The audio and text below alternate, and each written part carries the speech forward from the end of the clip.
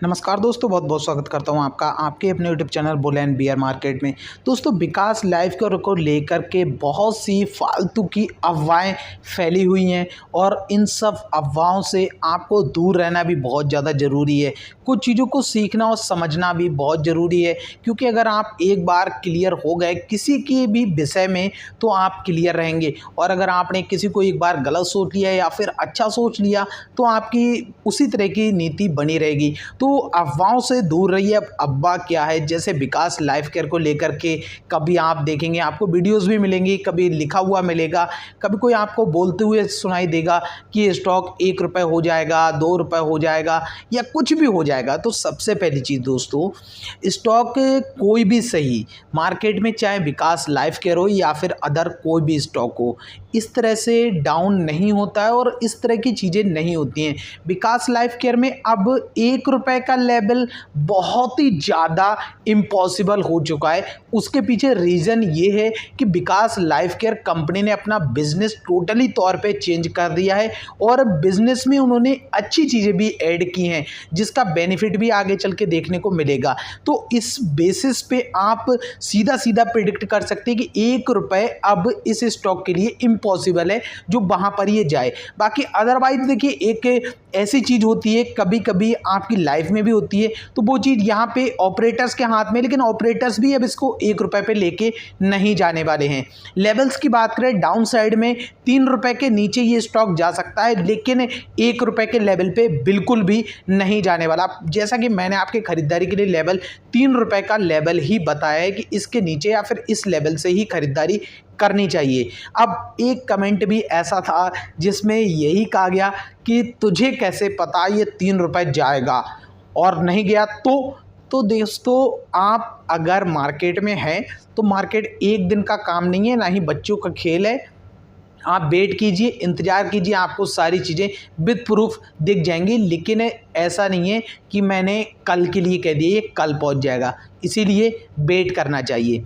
बाकी अदरवाइज बात करें विकास लाइफ केयर की, तो विकास लाइफ केयर स्टॉक आपको अब कंसोलिडेट होता हुआ नज़र आ रहा है। पिछले कुछ दिनों में देखेंगे कुछ लेवल्स में ही टूटता हुआ नज़र आ रहा है, लेकिन धीरे धीरे आपको हल्का हल्का इसमें करेक्शन होता हुआ दिख रहा है। वो आपको पता भी नहीं चल रहा है, जो कि आप यहाँ चार्ट में भी देख सकते हैं कहाँ से स्टॉक कहाँ पे आ चुका है। 7% की गिरावट पिछले 5 दिनों में हो चुकी है, जो कि आपको सिर्फ चार्ट पे ही दिखेगी। तो ये लेवल्स आपको दिख रहे हैं कि यहाँ तक ये स्टॉक पहुँच सकता है। बाकी इनका अब दोबारा से राइट इशू आने वाला है ही, तो फिर जाहिर सी बात है कि स्टॉक किस लेवल तक राइट इशू आ सकता है, जो कि आपको बताया था। पिछली बार ₹1.85 में राइट इशू आया था, इस बार ₹2.05 के करीब इनका राइट इशू आने वाला है। और कंपनी बार बार बस एक ही चीज़ गलत यहाँ दिखाई दे रही है, अगर हम बात करें अफवाहों में, वो है ये कि प्रमोटर्स लगातार माल पब्लिक को चेप रहे हैं। बस यही चीज़ यहाँ पे थोड़ी सी गलत हमें नज़र आ रही है। इसके अलावा अभी इसमें कोई ऐसी गलत चीज़ नज़र नहीं आ रही है। बहुत बड़े लेवल पे छोटी मोटी चीज़ें चलती हैं, क्योंकि स्टॉक आप जानती हैं बहुत छोटी कंपनी है, बहुत बड़ी कंपनी नहीं है। 300 करोड़ का मार्केट कैप है और बहुत छोटा पेनी स्टॉक है, लेकिन बहुत ज़्यादा पॉपुलर है आज के टाइम में, आप देख सकते हैं स्टॉक में। और यही सबसे बड़ा रीज़न है कि स्टॉक में सबसे ज़्यादा दिलचस्पी है लोगों की। अगर इस समय देखें तो आपको चार्ट भी नज़र आएगा, और ऐसा चार्ट स्टॉक में एक बार नहीं बना है, कई बार बन चुका है अब तक। अभी यहाँ पे तो आपको पूरा चार्ट देखने को नहीं मिलेगा, लेकिन अगर आप अपने ओपन करेंगे तो आपको मिल जाएगा कंप्लीट चार्ट, जिसमें इस तरह की चीज़ें बार बार होती हुई नज़र आई हैं, जैसा चार्ट अभी बन रहा है।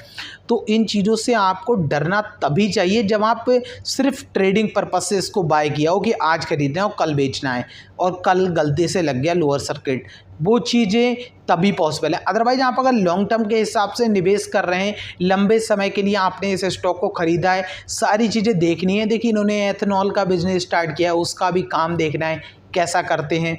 भाई कोई भी अगर नई कंपनी खोली है, अगर वो बिस्किट भी बना रहे हैं तो उस बिस्कुट को पहले खाएंगे तब बताएंगे ना अच्छा बना है बेकार। ऐसा नहीं बनने से पहले ही बता दें कि ये ख़राब ही बनाएंगे, क्योंकि आपका माइंड सेट जब तक किसी भी चीज़ को लेकर के क्लियर नहीं होगा, आपकी स्ट्रेटजी भी उसी तरह से रहने वाली है, बिखरी बिखरी।